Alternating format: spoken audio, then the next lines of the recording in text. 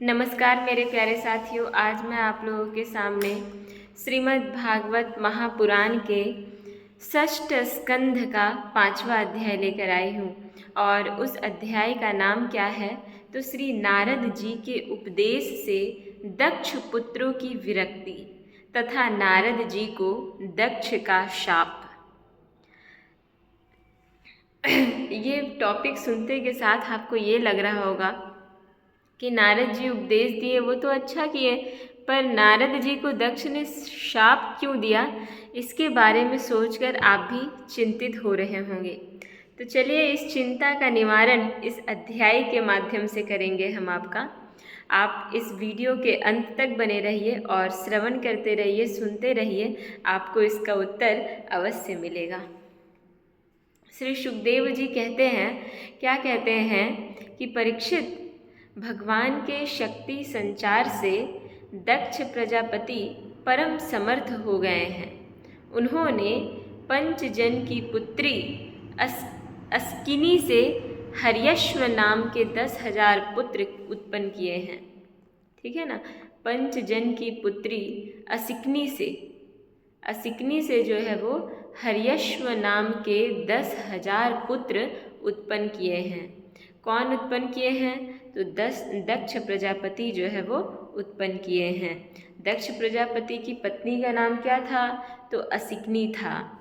और उन्होंने कितने हजार पुत्रों को जन्म दिया था तो 10,000 पुत्रों को जन्म दिया था। और उस 10,000 पुत्रों का नाम क्या था तो हर्यश्व नाम था। ठीक है। आगे बोलते हैं श्री सुखदेव जी परीक्षित को कि राजन, दक्ष के ये सभी पुत्र एक आचरण और एक स्वभाव के थे, क्योंकि जन्म तो सभी एक साथ ही लिए थे, तो सभी का जो आचरण था, सभी का जो व्यवहार था, वो सबका एक जैसा था। जब उनके पिता दक्ष ने उन्हें संतान उत्पन्न करने की आज्ञा दी, तब वे तपस्या करने के विचार से पश्चिम दिशा की ओर गए।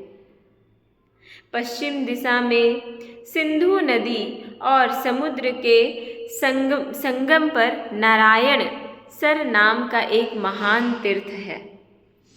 बड़े बड़े मुनि और सिद्ध पुरुष वहाँ निवास करते हैं।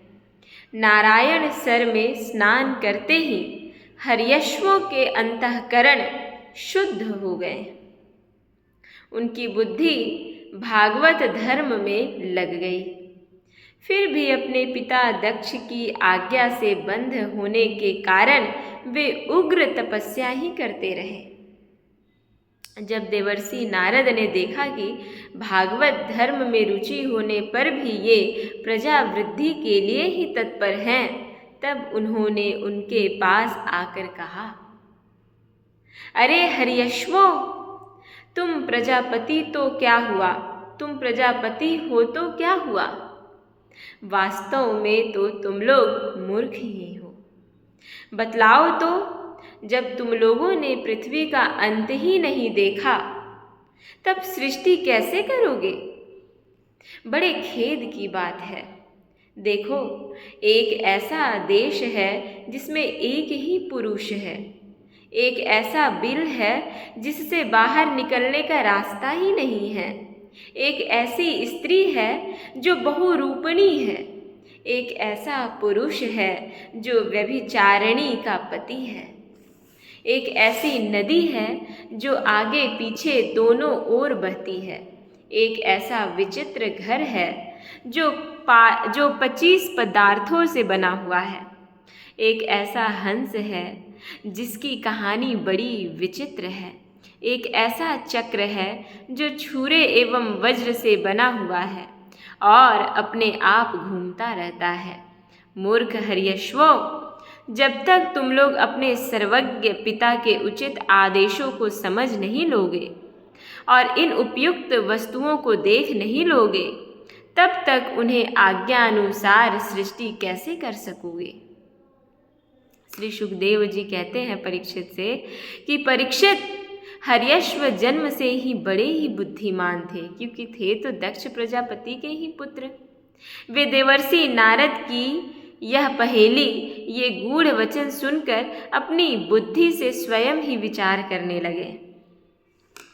यह लिंग शरीर ही जिसे साधारणतः जीव कहते हैं, पृथ्वी है और यही आत्मा का अनादि बंधन है। इसका अंत देखे बिना मोक्ष के अनुपयोगी कर्मों में लगे रहने से क्या लाभ है। सचमुच ईश्वर एक ही है। वह जागृत आदि तीनों अवस्थाओं और उनके अभिमानियों से भिन्न, उनका साक्षी तुरीय है। वह सबका आश्रय है, परंतु उसका आश्रय कोई नहीं है। वही भगवान है। उस प्रकृति आदि से अतीत नित्य मुक्त परमात्मा को देखे बिना भगवान के प्रति असमर्पित कर्मों से जीवों को क्या लाभ है। जैसे मनुष्य बिल रूप पाताल में प्रवेश करके वहाँ से नहीं लौट पाता, वैसे ही जीव जिसको प्राप्त होकर फिर संसार में नहीं लौटता, जो स्वयं अंतर्ज्योति स्वरूप है, उस परमात्मा को जाने बिना विनाशवान स्वर्ग आदि फल देने वाले कर्मों को करने से क्या लाभ है। यह अपनी बुद्धि ही बहुरूपिणी और सत्व रज आदि गुणों को धारण करने वाली व्यभिचारिणी स्त्री के समान है। इस जीवन में इसका अंत जाने बिना, विवेक प्राप्त किए बिना अशांति को अधिकाधिक बढ़ाने वाले कर्म करने का प्रयोजन ही क्या है। यह बुद्धि ही उल्टा स्त्री के समान है। इसके संग से जीव रूप पुरुष का ऐश्वर्य, इसकी स्वतंत्रता नष्ट हो गई है। इसके पीछे पीछे वह उल्टा स्त्री के पति की भांति न जाने कहाँ कहाँ भटक रहा है। इसकी विभिन्न गतियों चालों को जाने बिना ही विवेक रहित कर्मों से क्या सिद्धि मिलेगी। माया ही दोनों ओर बहने वाली नदी है। यह सृष्टि भी करती है और प्रलय भी। जो लोग इससे निकलने के लिए तपस्या, विद्या आदि तट का सहारा लेने लगते हैं, उन्हें रोकने के लिए क्रोध, अहंकार आदि के रूप में वह और भी वेग से बहने लगते हैं। जो पुरुष उसके वेग से विवश एवं अनभिज्ञ है, वह मायिक कर्मों से क्या लाभ उठावेगा। ये 25 तत्व ही एक अद्भुत घर है। पुरुष उनका आश्चर्यमय आश्रय है। वही समस्त कार्य कारणात्मक जगत अधिष्ठाता है। यह बात ना जानकर सच्चा स्वातंत्र्य प्राप्त किए बिना झूठी स्वतंत्रता से किए जाने वाले कर्म व्यर्थ ही हैं। भगवान का स्वरूप बतलाने वाला शास्त्र हंस के समान नीर क्षीर विवेकी है। वह बंध मोक्ष, चेतन और जड़ को अलग अलग करके दिखा देता है। ऐसे अध्यात्म शास्त्र रूप हंस का आश्रय छोड़कर उसे जाने बिना बहिर्मुख बनाने वाले कर्मों से लाभ ही क्या है। यह काल ही एक चक्र है। यह निरंतर घूमता रहता है। इसकी धार छुरे और वज्र के समान तीखी है और यह सारे जगत को अपनी ओर खींच रहा है। इसको रोकने वाला कोई नहीं है। यह परम स्वतंत्र है। यह बात न जानकर कर्मों के फल को नित्य समझकर जो लोग सकाम भाव से उनका अनुष्ठान करते हैं, उन्हें उन अनित्य कर्मों से क्या लाभ होगा। शास्त्र ही पिता है, क्योंकि दूसरा जन्म शास्त्र के द्वारा ही होता है और उसका आदेश कर्मों में लगना नहीं, उनसे निवृत्त होना है। इसे जो नहीं जानता वह गुणमयी शब्द आदि विषयों पर विश्वास कर लेता है। अब वह कर्मों से निवृत्त होने की आज्ञा का पालन भला कैसे कर सकता है। परीक्षित, हर्यश्वों ने एक मत से यही निश्चय किया और नारद जी की परिक्रमा करके वे उस मोक्ष पथ के पथिक बन गए। बेचारे वो लोग आए थे कि आगे सृष्टि का जो है वो विस्तार करें, लेकिन नारद जी के उपदेशों के कारण ये लोग जो है वो मोक्ष पथ के पथिक बन गए, जिस पर चलकर फिर लौटना नहीं पड़ता। इसके बाद देवर्षि नारद स्वर ब्रह्म में संगीत लहर में अभिव्यक्त हुए। भगवान श्री कृष्ण चंद्र के चरण कमलों में अपने चित्त को अखंड रूप से स्थिर करके लोक लोकांतरों में विचरने लगे। परीक्षित, जब दक्ष प्रजापति को मालूम हुआ कि मेरे शीलवान पुत्र नारद के उपदेश से कर्तव्यच्युत हो गए हैं, तब वे शोक से व्याकुल हो गए। उन्हें बड़ा पश्चाताप हुआ। सचमुच अच्छी संतान का होना भी शोक का ही कारण है। ब्रह्मा जी ने दक्ष प्रजापति को बड़ी संतावना दी। तब उन्होंने पंचजन नंदिनी असिकनी के गर्भ से 1000 पुत्र और उत्पन्न किए। उनका नाम था शबलाश्व। वे भी अपने पिता दक्ष प्रजापति की आज्ञा पाकर प्रजा सृष्टि के उद्देश्य से तप करने के लिए उसी नारायण सरोवर पर गए, जिस नारायण सरोवर पे उसके पहले जितने भाई थे वो गए थे, जहाँ जाकर उनके बड़े भाइयों ने सिद्धि प्राप्त की थी। सबलाश्वों ने वहाँ जाकर उस सरोवर में स्नान किया। स्नान मात्र से ही उनके अंतःकरण के सारे मल धुल गए। अब वे पर ब्रह्म स्वरूप प्रणव का जप करते हुए महान तपस्या में लग गए। कुछ महीनों तक केवल जल और कुछ महीनों तक केवल हवा पीकर ही उन्होंने हम नमस्कार पूर्वक ओमकार स्वरूप भगवान नारायण का ध्यान करते हैं, जो विशुद्ध चित्त में निवास करते हैं, सबके अंतर्यामी हैं तथा सर्वव्यापक एवं परमहंस स्वरूप हैं। इस मंत्र का अभ्यास करते हुए मंत्राधिपति भगवान की आराधना की। परीक्षित, इस प्रकार दक्ष के पुत्र शबलाश्व प्रजा सृष्टि के लिए तपस्या में संलग्न थे।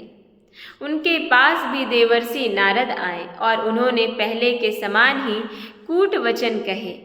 उन्होंने कहा, दक्ष प्रजापति के पुत्रों, मैं तुम लोगों को जो उपदेश देता हूँ उसे सुनो। तुम लोग तो अपने भाइयों से बड़ा प्रेम करते हो, इसलिए उनके मार्ग का अनुसंधान करो।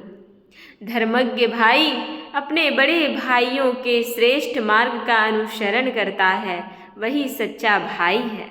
वह पुण्यवान पुरुष परलोक में मरुदगणों के साथ आनंद भोगता है। परीक्षित, शबलाश्वों को इस प्रकार उपदेश देकर देवर्षि नारद वहाँ से चले गए और उन लोगों ने भी अपने भाइयों के मार्ग का ही अनुगमन किया, क्योंकि नारद जी का दर्शन कभी व्यर्थ नहीं जाता। उस पथ के पथिक बने जो अंतर्मुखी वृत्ति से प्राप्त होने योग्य, अत्यंत सुंदर और भगवत प्राप्ति के अनुकूल है। वे बीती हुई रात्रियों के समान न तो उस मार्ग से अब तक लौटे हैं और न आगे लौटेंगे ही। दक्ष प्रजापति ने देखा कि आजकल बहुत से अशकुन हो रहे हैं। उनके चित्त में पुत्रों के अनिष्ट की आशंका हो आई। इतने में ही उन्हें मालूम हुआ कि पहले की भांति अब की बार भी नारद जी ने मेरे पुत्रों को चौपट कर दिया। उन्हें अपने पुत्रों की कर्तव्यच्युति से बड़ा शोक हुआ और वे नारद जी पर बड़े क्रोधित हुए। उनके मिलने पर क्रोध के मारे दक्ष प्रजापति के होठ फड़कने लगे और वे आवेश में भरकर नारद जी से बोले। क्या बोले? दक्ष प्रजापति ने कहा, ओ दुष्ट, तुमने झूठ मूठ साधुओं का बाना पहन रखा है। हमारे भोले भाले बालकों को भिक्षुओं का मार्ग दिखाकर तुमने हमारा बड़ा अपकार किया है। अभी उन्होंने ब्रह्मचर्य से ऋषि ऋण, यज्ञ से देव ऋण और पुत्रोत्पत्ति से पितृ ऋण नहीं उतारा था। ब्रह्मचर्य से ऋषि ऋण उतरता है, यज्ञ से देव ऋण उतरता है और पुत्रोत्पत्ति से पितृ ऋण उतरता है।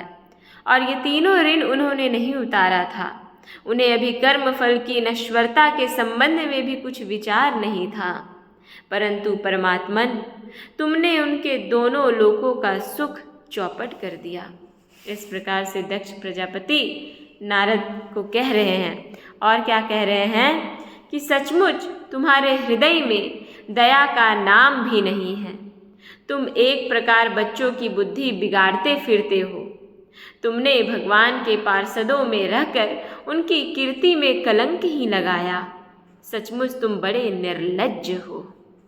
मैं जानता हूँ कि भगवान के पार्षद सदा सर्वदा दुखी प्राणियों पर दया करने के लिए व्यग्र रहते हैं, परंतु तुम प्रेम भाव का विनाश करने वाले हो।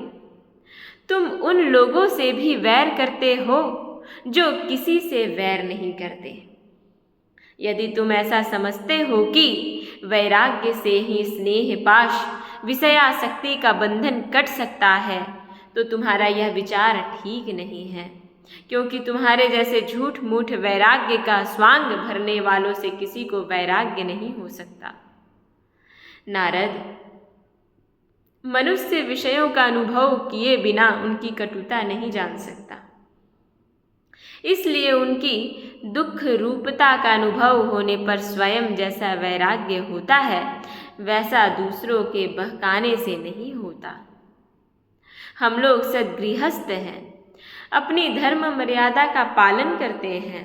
एक बार पहले भी तुमने हमारा असह्य अपकार किया था, तब हमने उसे सह लिया। तुम तो हमारी वंश परंपरा का उच्छेद करने पर ही उतारू हो रहे हो। तुमने फिर हमारे साथ वही दुष्टता का व्यवहार किया है। इसलिए मूढ़, जाओ लोक लोकांतरों में भटकते रहो। कभी तुम्हारी कहीं भी तुम्हारे लिए ठहरने को ठोर नहीं होगा। ऐसा दक्ष प्रजापति जो है वो श्राप देते हैं। श्री सुखदेव जी कहते हैं, परीक्षित, संत शिरोमणि देवर्षि नारद ने बहुत अच्छा कहकर दक्ष का शाप स्वीकार कर लिया और संसार में बस साधुता इसी का नाम है कि बदला लेने की शक्ति रहने पर भी दूसरे का किया हुआ अपकार सह लेता है। कितनी अच्छी लाइन लिखी है कि संसार में बस साधुता इसी का नाम है कि बदला लेने की शक्ति रहने पर भी दूसरे का किया हुआ अपकार सह लेता है, उसी को साधुता कहते हैं। इस प्रकार से यह अध्याय समाप्त होता है और इसके बाद का जो अध्याय है, छठा अध्याय, उस अध्याय का नाम है दक्ष प्रजापति की 60 कन्याओं के वंश का विवरण। चलिए उन 60 कन्याओं के वंशों के विवरणों को देखेंगे, जिससे कि पूरा भारतवर्ष में विस्तार हुआ है। श्री सुखदेव जी कहते हैं राजा से कि परीक्षित, तदंतर ब्रह्मा जी के बहुत अनुनय विनय करने पर दक्ष प्रजापति ने अपनी पत्नी असिकनी के गर्भ से 60 कन्याएं उत्पन्न की। वे सभी अपने पिता दक्ष से बहुत अधिक प्रेम करती थी। दक्ष प्रजापति ने उनमें से 10 कन्याएं धर्म को, 13 कश्यप को, 27 चंद्रमा को, 2 भूत को, 2 अंगिरा को, 2 कृशाश्व को और शेष 4 ताक्षर्य नामधारी कश्यप को ही ब्याह दी। परीक्षित, तुम इन दक्ष कन्याओं और इनकी संतानों के नाम मुझसे सुनो। इन्हीं की वंश परंपरा तीनों लोकों में फैली हुई है। धर्म की 10 पत्नियां थी, भानु, लंबा, ककुब, जामी, विश्वा, साध्या, मरुत्वती, वसु, मुहूर्ता और संकल्पा। इनके पुत्रों के नाम सुनो। राजन, भानु का पुत्र देव ऋषभ और उसका इंद्रसेन था। लंबा का पुत्र हुआ विद्योत और उसके मेघगण।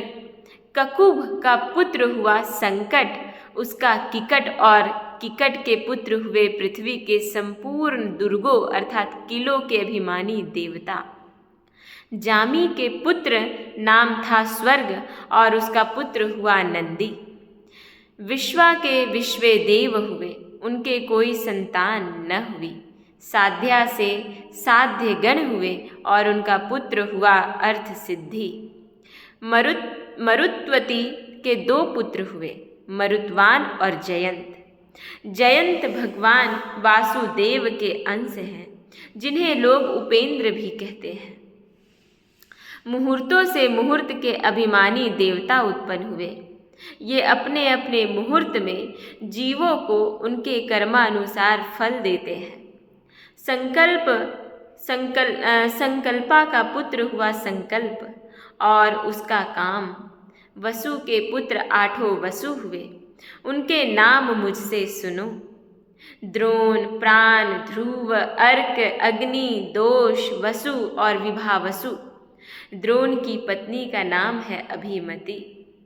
उससे हर्ष, शोक, भय आदि के अभिमानी देवता उत्पन्न हुए।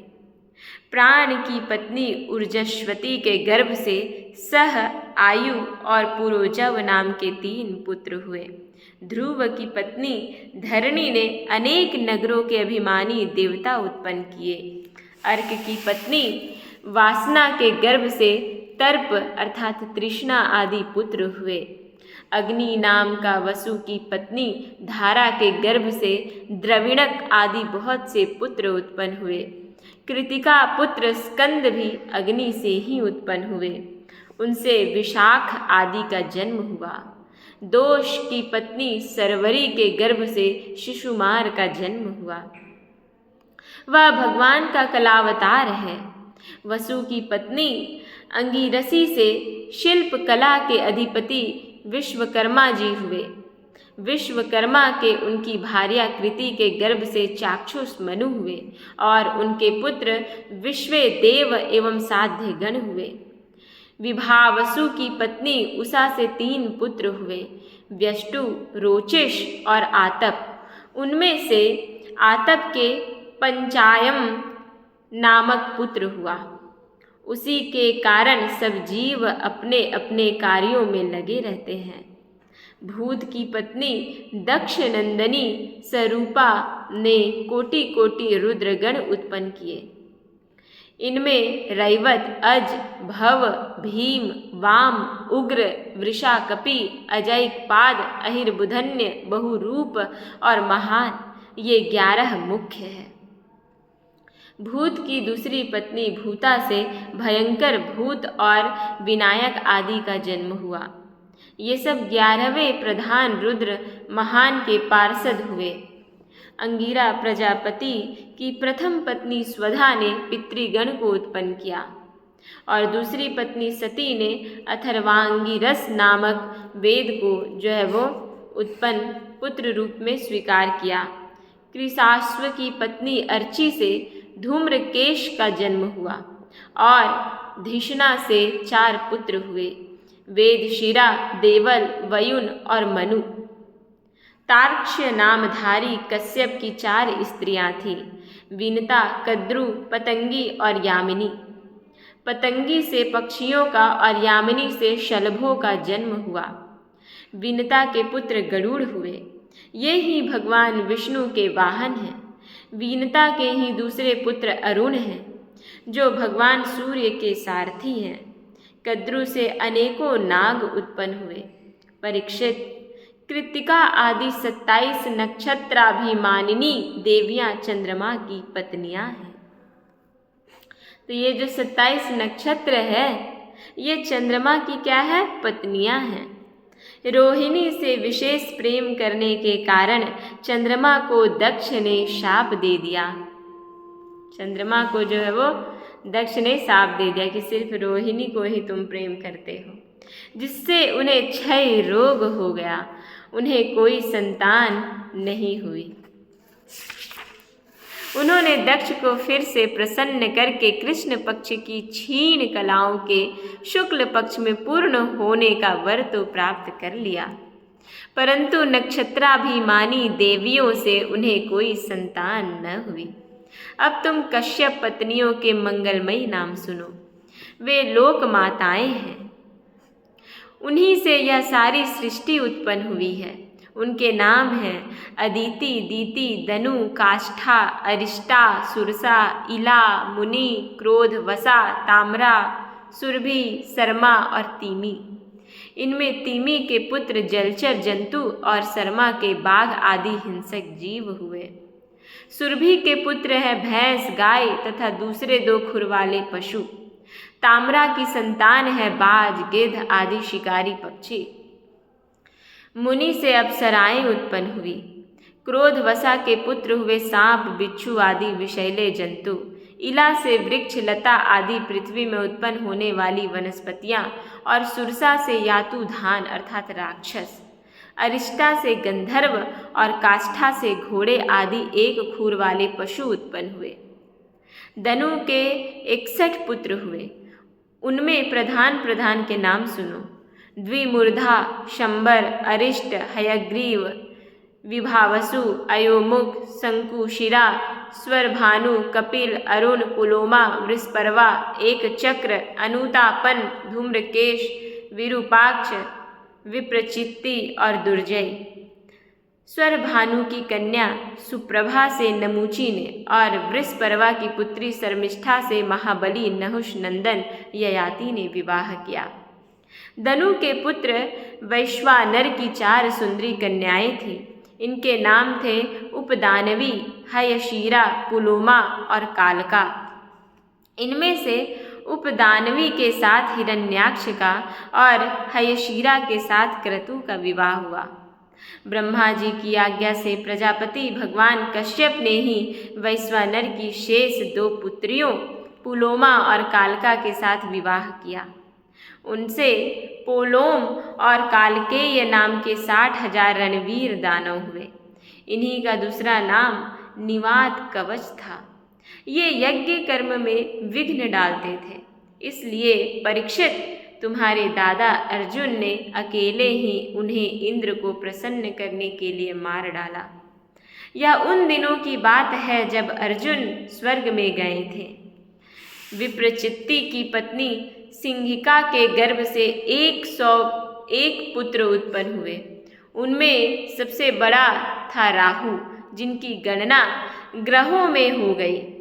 शेष 100 पुत्रों का नाम केतु था। परीक्षित, अब क्रमशः अदिति की वंश परंपरा सुनो। इस वंश में सर्वव्यापक देवाधिदेव नारायण ने अपने अंश से वामन रूप में अवतार लिया था। अदिति के पुत्र थे विवस्वान, अर्यमा, पूषा, त्वष्टा, सविता, भग, धाता, विधाता, वरुण, मित्र, इंद्र और त्रिविक्रम। यही 12 आदित्य कहलाएं। विवस्वान की पत्नी महाभाग्यवर्ती संज्ञा के गर्भ से श्राद्ध देव मनु एवं यम यमी का जोड़ा पैदा हुआ। संज्ञा ने ही घोड़ी का रूप धारण करके भगवान सूर्य के द्वारा भूलोक में दोनों अश्विनी कुमारों को जन्म दिया। विवस्वान की दूसरी पत्नी थी छाया। उसके शनैश्चर और सावर्णी मनु नाम के 2 पुत्र तथा तप्ती नाम की एक कन्या उत्पन्न हुई। तप्ती ने संवरण को पति रूप में वरण किया। अर्यमा की पत्नी मातृका थी। उसके गर्भ से चर्षणी नामक पुत्र हुए। वे कर्तव्य अकर्तव्य के ज्ञान से युक्त थे, इसलिए ब्रह्मा जी ने उन्हीं के आधार पर मनुष्य जाति की कल्पना की। पूषा के कोई संतान न हुई। प्राचीन काल में जब शिव जी दक्ष पर क्रोधित हुए थे, तब पूषा दांत दिखाकर हंसने लगे थे। इसलिए वीरभद्र ने इनके दांत तोड़ दिए थे। तब से पूषा पिसा हुआ अन्न ही खाते हैं। दैत्यों की छोटी बहिन कुमारी रचना त्वष्टा की पत्नी थी। रचना के गर्भ से 2 पुत्र हुए, सन्निवेश और पराक्रमी विश्वरूप। इस प्रकार विश्वरूप यद्यपि शत्रुओं के भांजे थे, फिर भी जब देवगुरु बृहस्पति जी ने इंद्र से अपमानित होकर देवताओं का परित्याग कर दिया, तब देवताओं ने विश्वरूप को ही अपना पुरोहित बना लिया था। इस प्रकार से हम लोग जो है वो दक्ष प्रजापति के 60 कन्याओं के वंश परंपरा को देखें, और इसी परंपरा से जो है इस पूरे भारतवर्ष में आज जो भी हम लोग संतानें हैं, ठीक है, कहीं ना कहीं उन्हीं के वंश से जो है वो हम सब उत्पन्न हुए हैं, ऐसा जानना चाहिए। मेरे प्यारे मित्रों, आपको यह जानकर बहुत ही प्रसन्नता हुई होगी कि ये वंश परंपरा कितना विस्तार से बढ़ा और किस प्रकार से दक्ष प्रजापति ने हम लोगों पे कृपा किया। आज उनकी कृपा से ही हम सब इस पृथ्वी लोक में निवास कर रहे हैं और अपने जीवन को अच्छे तरीके से जी रहे हैं। तो ये सब उनकी कृपा है, उनके अथक प्रयास से आज हम लोग यहाँ पे रह रहे हैं, अपनी इच्छाओं को पूर्ण कर रहे हैं, सबके साथ मिल रहे हैं, बैठ रहे, उठ रहे, सब उनकी ही कृपा है। तो यह अध्याय बहुत ही अच्छा था और इससे पूर्व वाले अध्यायों को भी मैंने देखा। तो इस प्रकार से ये 2 अध्याय जो है वो आज आप लोगों के सामने मैंने रखा है और इसके बाद मैं फिर से आपके सामने लेकर आऊँगी अगला अध्याय। आप इसका श्रवण करते रहिए, मनन करते रहिए, चिंतन करते रहिए, लोगों तक पहुँचाइए। और मैं भी क्या कहूँ आप लोग से, आप लोग खुद ही समझदार हैं। आप लोगों ने मुझे इतना धैर्य से सुना, उसके लिए बहुत बहुत धन्यवाद। नमो नमः। नमः संस्कृताय। ओम नमो भगवते वासुदेवाय नमः। ओम।